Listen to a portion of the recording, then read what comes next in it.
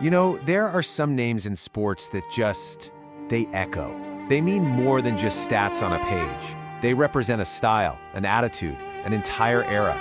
Today, we're going deep on one of those names, Sonny Jurgensen, the guy they called the Golden Arm. So it was a truly tough day for the football world when we said goodbye to Christian Adolph Sonny Jurgensen III. At 91 years old, his passing really felt like the end of an era. And that's because he wasn't a guy who just played quarterback. He was one of the guys who helped invent the modern position, you know? He turned it from just a field general into a real artist. And listen, the tributes just poured in from everywhere. But this one, from the Washington Commanders ownership, it really hits home. Because he wasn't just a player for Washington. For more than 60 years, you could make the case that he was Washington football. So that really begs the question, right? How does a player become an icon? Someone you know by just one name, like Sonny.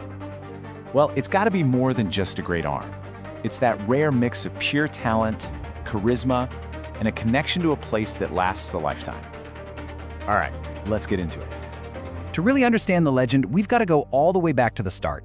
Back to Wilmington, North Carolina, where this young phenom was building the foundation for what would eventually change the game of football forever. Wow, I mean, just look at this.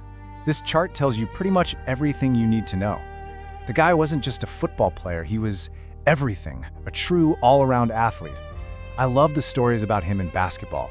Having so much swagger, he'd be running back on defense before his shot even dropped.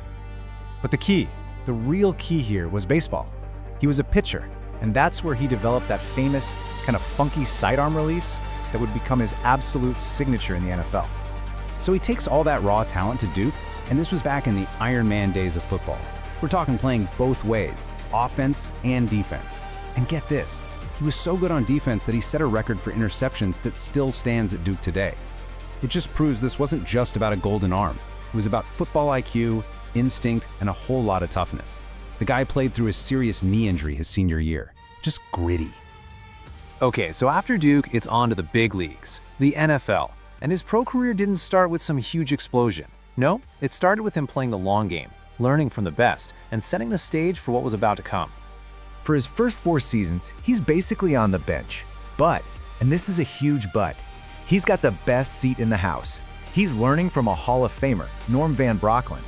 And even more important, he was part of that 1960 Eagles team that won it all. So before he was even a starter, he was soaking up what it meant to be a champion.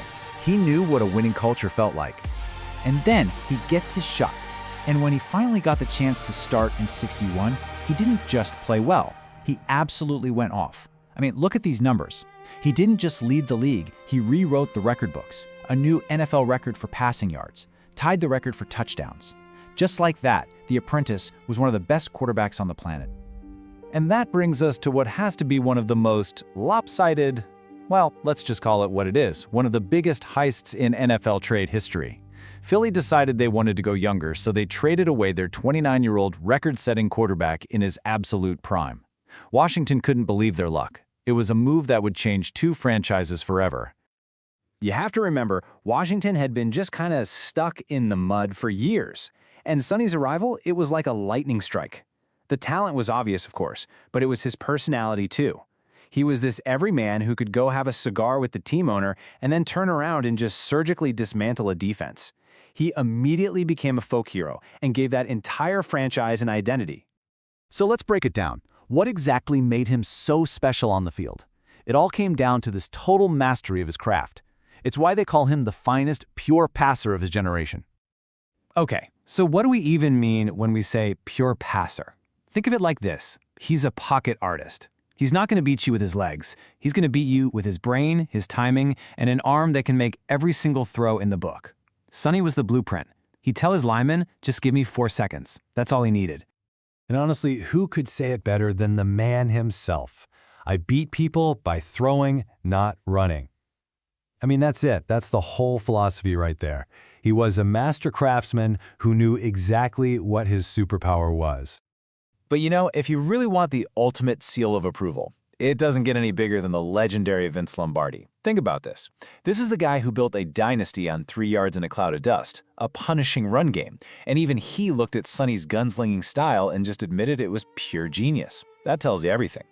Now, you might see a passer rating of 82.6 and think, okay, that's pretty good, I guess. But you have to understand the context here. He played in what they called the dead ball era.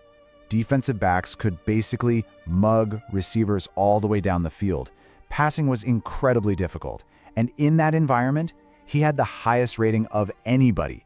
It's just an unbelievable testament to his accuracy. So as his career rolled on in Washington, he became more than just a player. He became woven into the fabric of the city itself through a legendary quarterback controversy, an incredible friendship, and, believe it or not, a whole second act. So in the early 70s, you had this incredible situation brewing. Washington had two QBs, Sonny, the artist, and this gritty, tough-as-nails guy named Billy Kilmer. Their coach would rotate them, and the entire city split right down the middle. It was a famous bumper sticker war. I love Sonny for the gunslinger, or I love Billy for the brawler. But here's the part that always gets me about that story. While the entire city was practically at war over who should start, Sonny and Billy, they were best friends. They completely supported each other, always putting the team first. It's just a remarkable story of sportsmanship that tells you so much about the kind of man Sonny was. And you'd think the story ends when he retires, right? No way. After he hangs up the cleats, he begins this almost unheard of second act. For 38 seasons, he was in the radio booth as the team's color commentator. Think about that. For generations of fans, his voice was the sound of Washington football. His connection to that franchise lasted for over 60 years. Just incredible.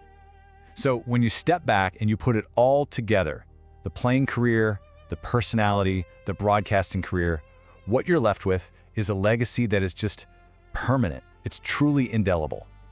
Let this sink in for a second. When he retired in 1974, nobody, and I mean nobody, had thrown for more yards in the entire history of the NFL. Over 32,000 yards. To put that in perspective, that's like throwing a football 18 miles.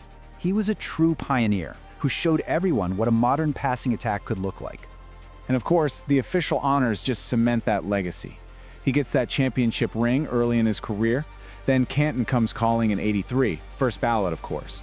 And finally, the highest honor a team can give you. His number 9 jersey was officially retired, meaning no one will ever wear it again. A true titan of the franchise. Which really brings us to the final question, doesn't it? How do you measure a legend? Is it just about the records they break, or is it about the city they become synonymous with? Well, for Sonny Jurgensen, the amazing thing is, you don't have to choose. He broke all the records, an undisputed Hall of Famer. But maybe, just maybe, his real legacy is how he became the hero and then the voice of a city for the better part of a century. And that's a legacy that is truly timeless.